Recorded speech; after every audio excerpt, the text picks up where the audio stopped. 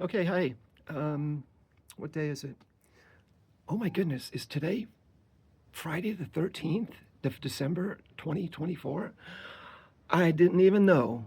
I just all of a sudden wondered, and then I figured it out like instant drop in of information. Okay, this isn't going to be a long video because I don't have any proper gear. I don't have a tripod. I don't have a selfie stick to hold this phone. Let me just try and show you a little bit where I am. I am inside a rock. There's a little cave, and I'm up on a ledge, so I got to be careful. And there's Mount Diablo behind me. Um, one thing I love about my life is I do not go to bed with an idea of what I'm going to do the next day. And even after I wake up, it's like it takes me a while to figure out what I'm going to do. I had no idea I was going to come here today. No idea until half an hour before I decided to go out the door and come here. And I have a friend. I got two friends that are flip sides. One friend, he likes to have a plan like a week in advance.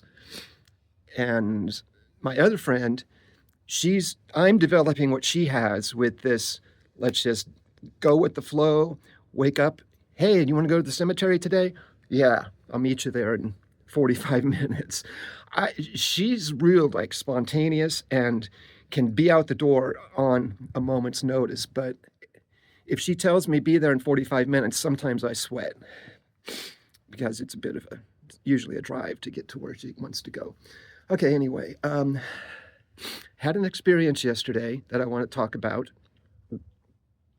This was on YouTube, watching YouTube.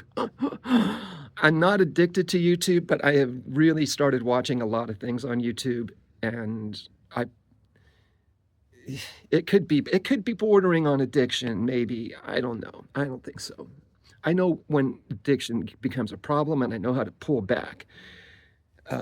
So maybe even now that I'm thinking that I'm watching it too much or a lot, is a sign and in fact, while I was walking here, I had an inspiration moment where I said, you need to start reading your collection of books. I have so many books. I've got ebooks, I've got paper books, and it's really hard for me to shift into reading mode.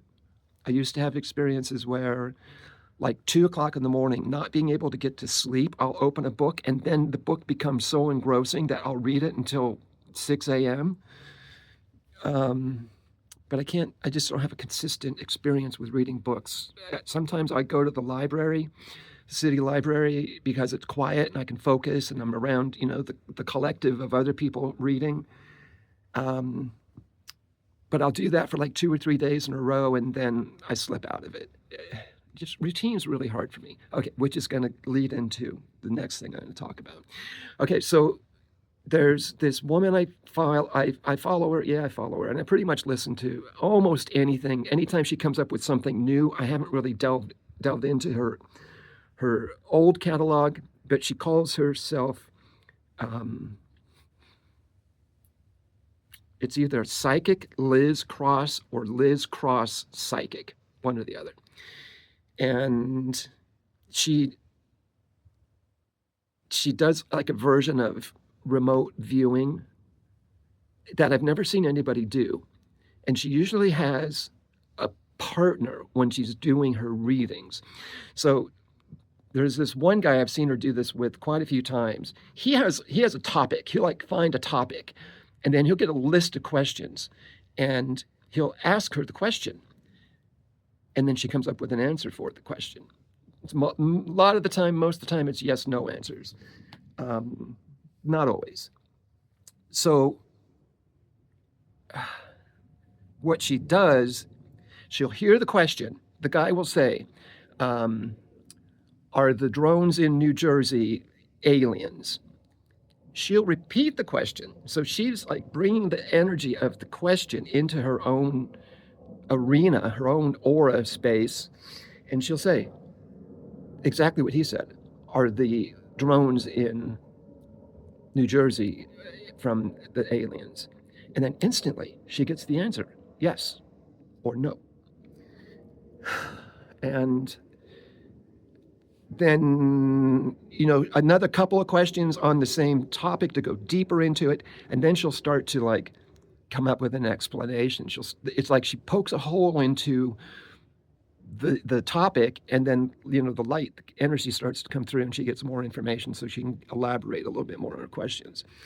So anyway, yesterday I was flipping through my feed, and somebody's channel who I've never seen before popped up, and it was a live session, and it said live psychic readings with Liz Cross. And I stopped and I listened. And she's never on camera. She does a live like Zoom connection with whoever the interviewer is, and all you hear is her voice. So you never see her, which is kind of cool, for whatever reason. So what this was, and this guy apparently had advertised that he was going to have this session with her on his channel. And so a lot of people knew that they could come and ask questions live. You type in a question in the chat box, and he'll read the question to her. So I think I came in pretty close to the end, and I only saw it for like maybe 10 or 15 minutes. And you know what, when I was walking across this field coming over here, I saw something up on top of the rock formation here. And I didn't take out my camera to zoom in on it. And I said, that looks like a big bird. And then I just kind of let it go. But then when I got here and I came in and I sat down inside here, all of a sudden, squawk, squawk. And coming flying off the top is this big old crow. And then I all of a sudden thought, oh man, I hope they don't have a nest inside this cave, because they would start to dive bomb me. Then there was another one. So there was a pair of them, and they swung around a couple of times, and they went back up into this tree here. And okay, why did I need to tell you about that part? Short attention span theater. Oh my God, why did I decide to tell you that? Because I just heard something over here. I heard a noise over here. And I thought, oh God, is somebody coming here? I saw 2 people on the trail so far. No, 3 today. But the 2 people are the same 2 people that I keep running into quite often. In fact, this week, this is the second time this week I've run into them. Probably a couple of weeks ago I saw them. I've run into them 4 times up here. And so I'm starting to think we've got some kind of past life soul connection, and not that we have to meet and become friends and do things together, but I've taken it upon myself to just start to send healing to them and to the 3 of us if we do have like past life connections or something. And if I get to the point where I hit the healing's magic spot, I bet you I won't see them anymore. But they're nice. It's a man and a woman, much younger than me, probably at least 10 years younger than me. He's like, bum, bum, bum, let's keep hiking. And she always kind of lingers a little bit, and I can ask her questions and stuff. But normally I don't see anybody out here. And today it's Friday the 13th. There's nobody out hiking, enjoying this beautiful after the storm, in between storm weather. The hills are a little bit slippery, and the hills are starting to turn green. Back to the story. Boy. The other thing too, I don't know how to dress for this weather. And plus I lost my raincoat. I have it like a windbreaker, thin, kind of just, keep you from getting soaking wet raincoat kind of thing. And I don't know where it's at. So I had to wear this big, heavy coat that's like good for snow or something, which I don't even know why I own it. And it's too hot. I was pouring sweat, and I even wore a t-shirt because I knew I was going to get too hot. Okay. End of the commercial. Back to Liz Cross. Okay, so people are putting up questions, and she's going through them. She's going through them quick. She spends 45 seconds to 2 minutes on each question. So she must have answered a lot of questions. And so I'm looking at the conversation flow in the chat box, and people were using the super chat feature to give a donation with their question, and those were the questions she was answering. Because there were other questions that didn't have a donation, and people were giving between $5 and $20. I saw one person give, but most of them were giving 10. And I thought, wow, I kind of think I want to ask her a question. And so I just let the question formulate whatever the thing is I've been thinking about the most recently. That's kind of like an issue for me. And that issue is this way of life that I have where I live on the edge of bankruptcy, like always, always. And I did file for bankruptcy once. And I think this is a big lesson of my life, has been to become able to learn that if I trust, if I follow my path, if I do what it is I'm born to do and trust God, I'm going to get the money I need to be able to sustain living on this planet. The money is just going to come somehow. It hasn't started to like just, I can't reach into my pocket and pull out a gold coin yet, but I know that's possible. But it is kind of like that because January in 2 weeks, I have no employment. I have a backup idea if I don't get my regular kind of employment, which is pet sitting. And January is a really lousy month. So is February, so is March to get pet sitting jobs. I'm coming up to the edge of the void. Again, I get through a month, there's the line. Although these past few months, I've been getting consistent jobs. And I make just the right amount of money I need to get through the month and do the things I need to do. Okay, so this was my question for Liz Cross. And I said, you had to make it really brief. You had 200 characters to type your question out. Oh, you know what I'm going to do too? I videotaped. So she answered my question. I videotaped her answer to my question. So I think you'll be able to see what I typed on the video screen. I'm going to attach it at the end of this video. Oh, God, how long have I been talking? Oh, it's only 12 minutes. Okay, so let's wrap this up. So she reads my question and she laughs and she goes, oh, that's your story too, Daryl. And she has the same experience. And she goes, okay, let me tap into your soul, look at your past lives, and see what I can unveil for you. And so here's a couple of things. I'm just going to really summarize it. She said, something about me having lived an aquatic life. And I've never heard that term in psychic past life description before. And the only first thing it made come to my mind, it made two things come to my mind. Atlantis, that I was an Atlantean or a Lemurian, but more close to my own, I've never really delved into trying to think if I'm from Atlantis or not. I mean, maybe. But then the other thought I had was that I'm really pretty sure that in my last life, the way I died was I drowned. So maybe that's what she was tapping into. I don't know. And I haven't done any Googling about, what does an aquatic past life mean? I mean, was I a sailor? Because in my teens, and I'm looking forward to when my grandkids get into their teens. Oh, look at this plane. Shut up, man. Seriously.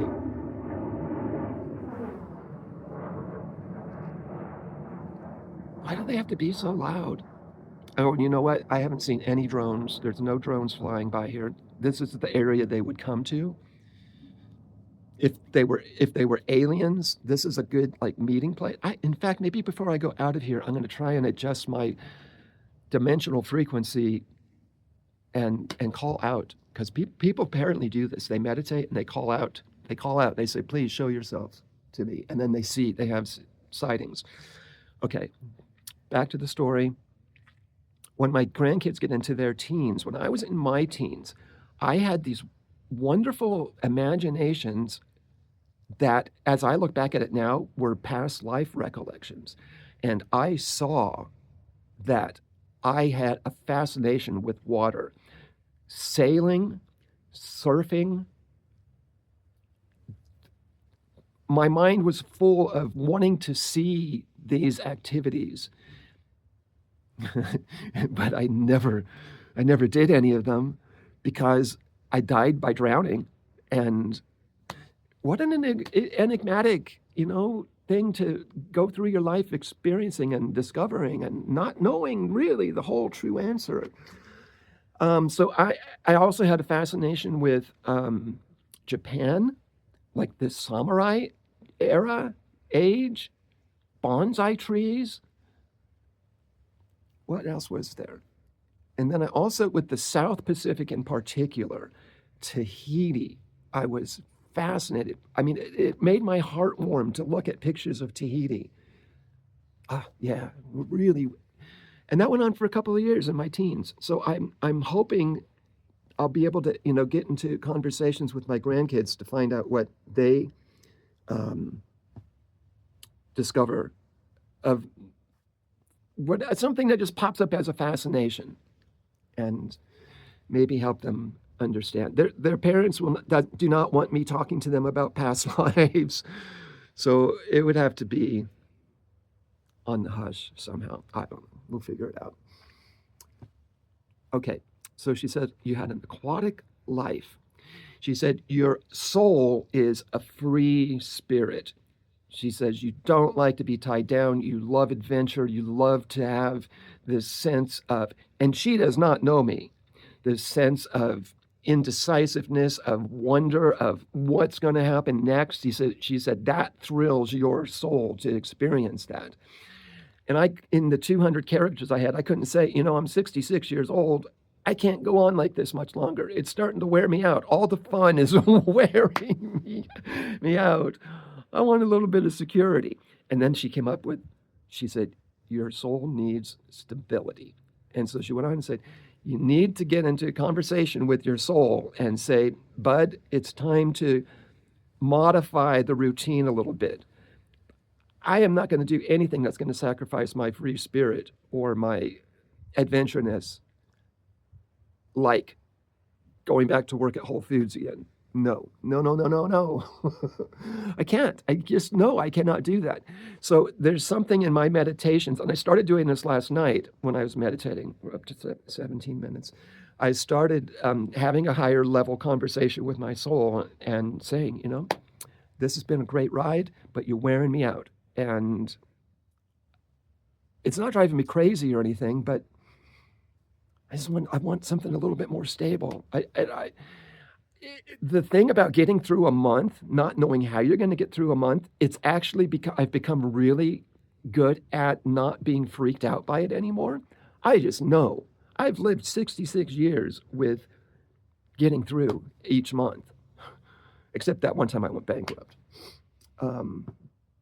I have this routine polished, but yeah, I want to get a little bit more stable somehow. I still have to explore what that even means. Okay, and then she was saying, she gave some ideas about methods to help me learn to do this work, not knowing what I already know. And she was talking about EFT tapping, which I've heard of, which I've tried a couple of times and never stuck with it long enough to get results, but I might look into it again. And then something about the 369 manifestation protocol or something. And I'm not big on doing affirmations either. So I'm just going to do my own internal meditative. When I do readings for other people, the way I help do a healing for somebody else, that's what I'm going to be working on for myself. And I've been working on it even right now while we're on this hike. Okay. So, yeah, it's only a really short little clip I'm going to add. And I just want to, without falling down, just give you one last view. Okay. I got to hike back across this valley to that ridge. I got to go down that ridge. It's probably going to take me about 45 minutes because it's downhill. And thanks for watching. Peace out. Love you guys. Bye. And he says, thank you for the service. I never know where the money I need to get through a month is going to come from. But usually something always seems to work out. Will this ever become easier for me? Don't you hate that, Daryl? Woo, yes, I understand. Let's take a look at your past life. I'm going in to take a, oh, aquatic past life. Okay. Yeah. Your soul is very happy go lucky, a bit like you. Something does always work out for you, but it's always by the skin of your teeth. And it's like, yeah, I don't need to worry about all those material things. Things will just happen. I trust in the universe, which is fantastic.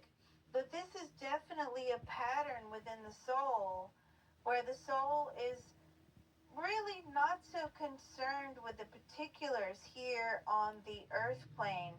It's like, yeah, I'll make it, and I gain a lot of wisdom through thinking on my feet and making it. But it gets crummy and it gets old and exhausting after a while. You and I know that, right, Daryl? Okay?